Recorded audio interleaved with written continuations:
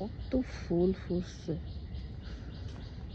এটা আমাদের অনেক স্মৃতি জড়িত একটা গির্জাঘর। একটা নতুন গির্জা, পিছনের সাইড। আমি একটা সার্টিফিকেট তুলতে আসছি। তো ভাই বোনেরা এই গির্জায় আসতাম ছোটবেলা থেকে। এখন পলদাদা অফিসার এখানে কেউ থাকে না, একটা গ্রামের দিকে থাকে।